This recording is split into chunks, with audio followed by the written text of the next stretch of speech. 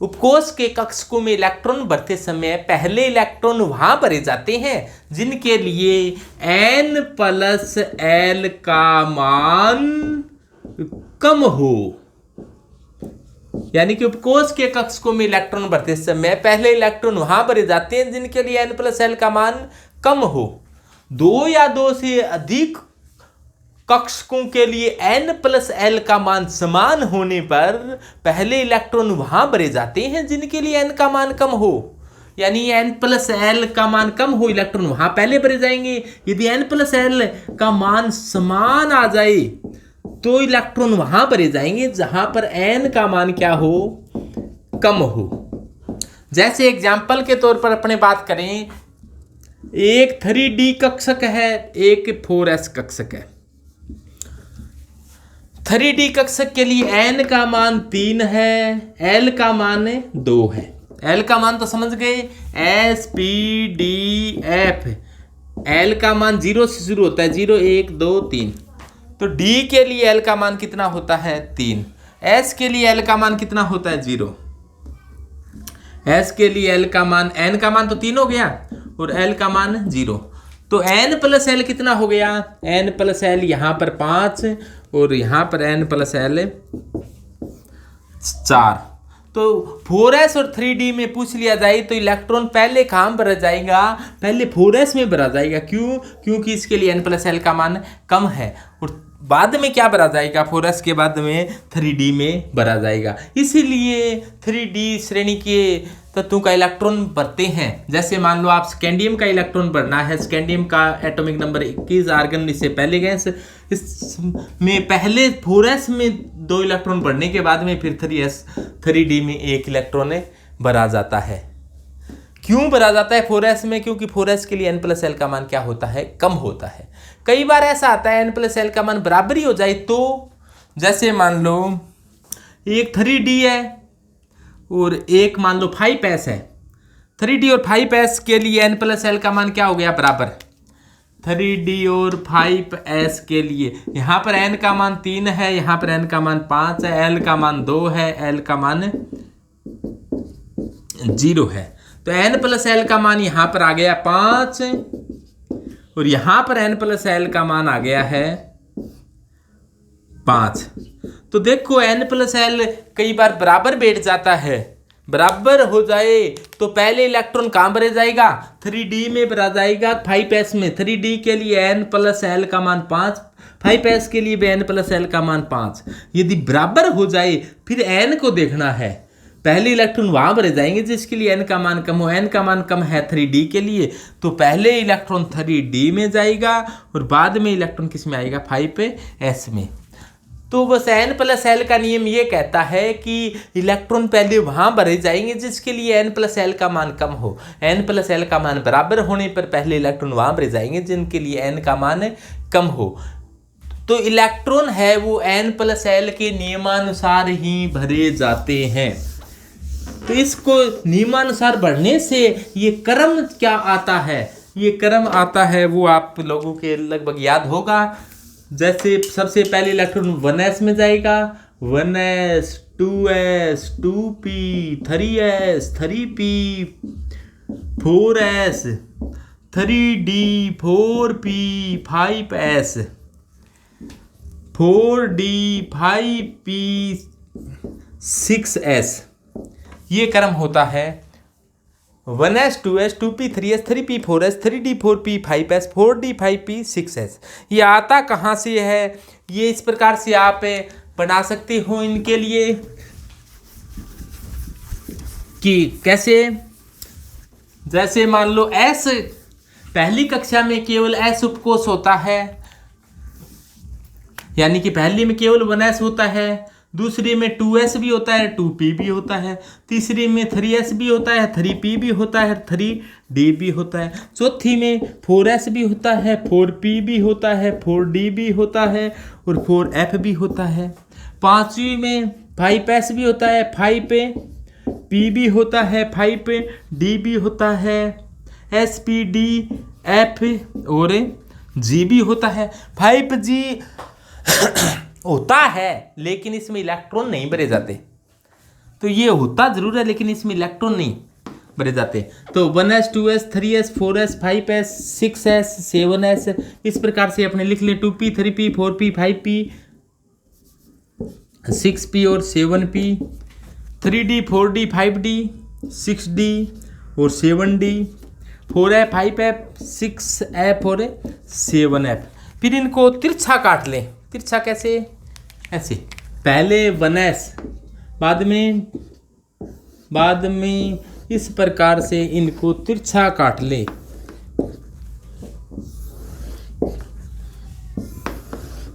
इस प्रकार से आपने तिरछा काट लिया तो पहले इलेक्ट्रॉन किस में आया? पहले कटा। जैसे देखो पहले ये कटा, पहले कटा उसी में इलेक्ट्रॉन पहले, उसके बाद में अपने ऐसे काटना शुरू किया था तो ये कटा 2s बाद में, उसके बाद में 2p, उसके बाद में 3s के बाद में 3p 4s 3d 4p 5s 4d 5p 6s। तो इसी क्रम में मैंने लिखा है 1s के बाद में 2s 1s के बाद में 2s 2p 3s 3p 4s 3p 4s 3d 4p 5s 3d 4p 5s 4d 5p 6s 4d 5p 6s। ठीक है, तो इस के बाद में क्या आएगा? 4f 5d 6p और 7s। तो ये क्रम है, एक दो बार लिख कर देखोगे तो अपने आप याद हो जाएगा, फिर ये बनाने की जरूरत नहीं। इसके लिए n का मान कितना है? n का मान इस 1s है, इसका मतलब ये पहली कक्षा का s है। 2s है, इसका मतलब दूसरी कक्षा का s है, दूसरी कक्षा का p है। तीसरी कक्षा का s है, तीसरी कक्षा का p है। चौथी कक्षा का s है, चौथी कक्षा का तीसरी कक्षा का d है। तो ये आगे है, ये कक्षा को बताता है। तो n कक्षा क्या होती है? n मुख्य क्वांटम संख्या होती है। यहाँ पर 1 है, आगे 2 2 3 3 4 3 4 5 4 5 6। तो 6 5 4 5 n का मान है और l का मान। l का मान s के लिए s p d f g, l का मान 0 1 2 3 और 4 इस प्रकार से होता है। s के लिए l का मान 0 0, p के लिए 1, s के लिए 0, p के लिए 1, s के लिए 0, d के लिए 2, p के लिए 1। ठीक है, s के लिए 0, d के लिए 2, p के लिए 1, s के लिए 0। तो 0 0 1 0 1 0 2 1 0 2 1 0 इस प्रकार से। अब n प्लस l का नियम, n प्लस l प्लस कर दो, इनका जोड़ कर दो। तो ये n प्लस l का मान कितना आ जाएगा? जितना जोड़ करने के बाद में आएगा वही n प्लस l। तो n प्लस l कितना आ जाएगा? 1 प्लस 0 1। तो इनका जोड़ कर देना है 2 3 3 4 4 5 5 5 6 6 और 6।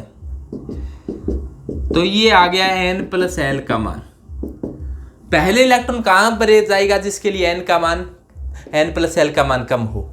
उसके बाद में भी n प्लस l का मान कम है। बाद में ये दो बराबर आ गए तो पहले इलेक्ट्रॉन कहाँ पर आ जाएगा? जिसके लिए n का मान कम हो। तो n का मान 2 और 3 में कौन सा कम है? ये कम है, तो पहले इसमें पर आ जाएगा। यहाँ पर देखो दो बराबर आ गए n प्लस l का मान, तो पहले इलेक्ट्रॉन कहाँ पर आ जाएगा? जिसके लिए n का मान कम हो। n का मान 3p के लिए कम है तो 3p में पहले पर आ जाएगा। इसी प्रकार से 3 बराबर आ गए तो n प्लस l का मान 3 बराबर आ गया, तो कहाँ पहले पर जाएंगे? जिसके लिए n का मान कम हो। तो पहले 3d में जाएगा, उसके बाद में 4p में और उसके बाद में 5s में। इसी प्रकार से अब बराबर आ गया तो पहले कहाँ पर जाएगा? जिसके लिए n का मान कम हो वहाँ पर ये भरे जाएंगे। तो ये होता है n प्लस l का नियम। तो इसके अनुसार ही इलेक्ट्रॉन है वो भरे जाते हैं। तो half filled and full filled orbital का स्थायित्व, तो half filled and full filled orbital are more stable, यानी कि अर्धपूरित और पूर्ण पूरित कक्षा के अधिक स्थायी होते हैं। तो अर्धपूरित का मतलब आधा भरा हुआ। जैसे मान लो डी में 5 होते हो तो ये आधा भरा हुआ है, आधे भरे हुए, या फिर डी में 10 भरे हो यानी कि पूरा भरा हो, डी में पूरे के पूरे इलेक्ट्रॉन हो तो ये क्या होगा, फुल फिल्ड कहेंगे इसे। तो हाफ फील्ड और फुल फील्ड ऑर्बिटल है तो ये इसे कहा जाता है पूर्ण पूरित, पूर्ण पूरित, और इसे कहा जाता है अर्धपूरित। अर्धपूरित और पूर्ण पूरित में से ज्यादा स्थायित्व होता है पूर्ण पूरित। ये क्या होता है, मोर स्टेबल, और अन्य की तुलना में आधे भरे और पूरे भरे हुए दोनों ही ज्यादा स्थायी होते हैं। इसका कारण क्या है, ये ज्यादा स्थायी क्यों होते हैं? इसका कारण है विनिमय ऊर्जा व युग्मन ऊर्जा। इनके कारण क्या है, विनिमय ऊर्जा व युग्मन ऊर्जा, युग्मन ऊर्जा, विनिमय ऊर्जा व युग्मन ऊर्जा। विनिमय का अर्थ होता है लेन देन, आदान प्रदान, अदला बदली, यानी कि आपस में चेंज होना। जैसे छोटे बच्चे क्या करते हैं, कूट रुकानी खेलते हैं, जैसे इधर वाले इधर चले गए, इधर वाले इधर आ गए। इसी प्रकार से ये मान लो विनिमय हो रहा है इनके बीच में, यानी कि ये इलेक्ट्रॉन है, ये आपस में कितने के साथ चेंज हो सकता है। ये वाला इधर चला जाए, ये वाला इधर चले जाए, ये वाला इधर चला जाए, ये वाला इधर चला जाए, ये वाला इधर चला जाए, ये वाला इधर चला जाए, ये वाला इधर, ये वाला इधर, ये इधर, ये इधर। तो यहाँ पर क्या हो रहा है, विनिमय हो रहा है, लेन देन हो रही है, अदला बदली हो रही है। ऐसा स्थायित्व को क्या करते हैं, ये बढ़ाते हैं। इसके साथ साथ ये इलेक्ट्रॉन इतने के साथ कर सकता है, तो इसी प्रकार से इसका इसके साथ तो हो गया, ये ऐसे भी तो जा सकता है, ये ऐसे भी तो जा सकता है, ये ऐसे भी जा सकता है। इसी प्रकार से इसकी बात होगी तो ये भी इनके बाद इसमें चेंजिंग हो सकती है, इनका भी और इसका भी तो लेन देन हो सकता है। तो ये कितने प्रकार के लेन देन हुए, कितने प्रकार के विनिमय संभव है, कितने प्रकार, जितने ज़्यादा विनिमय संभव होता है उसका स्थायित्व उतना ही ज़्यादा होता है। तो यहाँ पर देखो ये इलेक्ट्रॉन 4 के साथ है और 4 है, और ये इलेक्ट्रॉन देखो 3 के साथ, 4 3 7 है, और ये 2 के साथ है, 7 और 2 9 और 1 10 है। तो कितने प्रकार के विनिमय हो सकते हैं, यहाँ पर 10 प्रकार के विनिमय हो सकते हैं, यानी कि 10 प्रकार के विनिमय यहाँ पर संभव है। तो यहाँ पर कितने हो सकते हैं, 20 प्रकार के विनिमय हो सकते हैं। तो जितने ज़्यादा विनिमय होंगे उतना ही ज़्यादा स्थायित्व होता है विनिमय ऊर्जा। इसके बाद में आती है युग्मन ऊर्जा। युग्मन ऊर्जा विस्थायित्व को बढ़ाती है। तो हाफ फील्ड और फुल फील्ड ऑर्बिटल है वो ज़्यादा स्थायी होते हैं। इसके कुछ एग्जांपल बताऊं मैं। क्रोमियम का इलेक्ट्रॉनिक विन्यास क्रोमियम 24 पर आता है, होना ऐसा चाहिए था कि इसका इलेक्ट्रॉनिक विन्यास कि 3d4 4s2, लेकिन होना ऐसा चाहिए था कि पहले इलेक्ट्रॉन 3d और 4s में, पहले 4s में भरे जाते हैं और उसके बाद में इलेक्ट्रॉन किस में आते हैं, 3d में। 4s में कितने आ गए, 2 आ गए, और उसके बाद में 3d में आते हैं। 3d में आने चाहिए थे 4, लेकिन एक इलेक्ट्रॉन इधर और आ जाए तो ये कितने हो जाएंगे, 5 हो जाएंगे। 5 होने के बाद में क्या हो गया, ये हाफ फील्ड हो गया। हाफ फील्ड है वो क्या होते हैं, मोर स्टेबल होते हैं, यानी कि ज़्यादा स्थायी होते हैं। ज़्यादा स्थायित्व के लिए ये इधर आ जाते हैं, तो ज़्यादा स्थायित्व के लिए इधर आ जाते हैं। तो हाफ फील्ड ऑर्बिटल होते हैं, मोर स्टेबल होते हैं। स्थायित्व प्राप्त करने के लिए इसने क्या कर दिया, इधर से इधर आ गया। तो क्रोमियम का इलेक्ट्रॉन विन्यास ये होना चाहिए, लेकिन ये होता नहीं। तो होता क्या है, 3d5 4s1 होता है। कारण है, इसका कारण क्या है, अर्धपूरित और पूर्णपूरित का स्थायित्व। इसी प्रकार से अपने बात करें कॉपर की, कॉपर का 29 नंबर पर आता है। होना ये चाहिए था D9 और 4s1 2 होना चाहिए था, लेकिन ये होता नहीं। क्यों नहीं होता? क्योंकि ये 4s वाला एक इलेक्ट्रॉन इधर चला जाता है और इसमें क्या हो जाते हैं, 10 हो जाते हैं। और D10 यानी कि ये पूरा भरा गया, D10 ऐसा विनाश हो गया, पूर्ण पूरित विनाश है, वो मोर स्टेबल होता है। तो अपने बात करें कॉपर का इलेक्ट्रॉनिक विनाश में ऐसा ही होता है, कॉपर 29 पर आता है, तो ये पूर्ण पूरित हो गया। इसके साथ कौन था? 4s था। 4s के अंदर 2 इलेक्ट्रॉन होने चाहिए थे, लेकिन एक इलेक्ट्रॉन इधर जाने से ये पूर्ण पूरित हो गया। तो इसकी 4s में 1 है और 3d में क्या हो गया, पूरे 10 हो गई। इसी प्रकार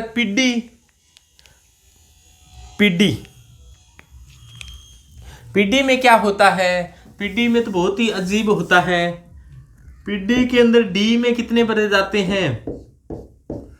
1 2 3 4 5 होना डी में 8 आने चाहिए थे, 6 7 8 आने चाहिए। और ये जैसे नी पडले पुत्र, ये देखो निकल के बाद आता है पीडी, पीडी के बाद आता है पीटी। तो ऐसे याद रखो आप, नी पडले पुत्र दास, ये क्रम होता है इनका, नी पडले पुत्र दास। तो निकल के नीचे आता है, निकल 3d का है, तो ये क्या है, 4d का है, और ये 5s का है। तो ये इलेक्ट्रॉनिक विनाश कराएंगे। तो ये आपको याद करने की और सारणी को किस प्रकार से याद करें, शॉर्ट ट्रिक, फनी ट्रिक बताएंगे। तो आपका फनी ट्रिक के लिए अपने एक यूट्यूब चैनल बनाया है आपकी बार, RSD केमिस्ट्री नाम से। तो RSD केमिस्ट्री पर आपको बहुत सी फनी ट्रिक, जो आपको बहुत ही आनंददायक तरीके से कैसे पढ़ाई करें, यानी कि खेल ही खेल के अंदर पढ़ाई कैसी हो जाए, अचानक ही आपकी याद कैसी हो जाए, कम मेहनत के अंदर फटाफट याद कैसी हो जाए। तो ऐसे कुछ वीडियो अपलोड किए गए हैं, तो आप उनका फ़ायदा उठा सकते हैं। तो पीडी के अंदर देखो, पीडी के अंदर है कितने, ये 8 है, 5s में 2 होने चाहिए थे, ऐसा होना चाहिए था। लेकिन जैसा होना चाहिए वैसे होता है क्या? जैसा होना चाहिए, जैसे अपने पास क्या होनी चाहिए, टोयोटा की गाड़ी होनी चाहिए, लेकिन है तो नहीं। तो अब क्या है, ये 2 इलेक्ट्रॉन इधर चले गए, ये 2 इलेक्ट्रॉन इधर चले गए, तो ये तो खाली हो गया। और डी में क्या आ गए, डी में 10 में से 10 हो गई, डी में 10 आ सकते हैं और 10 में से 10 ही आ गई, डी में 10 आ सकते हैं। और एस में ये घटना कहाँ घटी है, ये पीडी में घटी है। तो ऐसे याद रखो, पीडी का मतलब पढ़ना,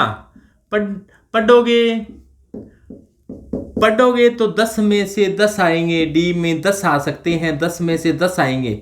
सप्लीमेंट्री आने की कोई संभावना ना, यहाँ पर एस में कोई भी इलेक्ट्रॉन ही नहीं है, पीडी में चले गए। होना ऐसा चाहिए था, 5s पूरा बढ़ने के बाद में 4d में जाता n+l के नियम के अनुसार, लेकिन n+n के नियमों की यहाँ पर अवहेलना करते हुए इलेक्ट्रॉन भरे गए हैं।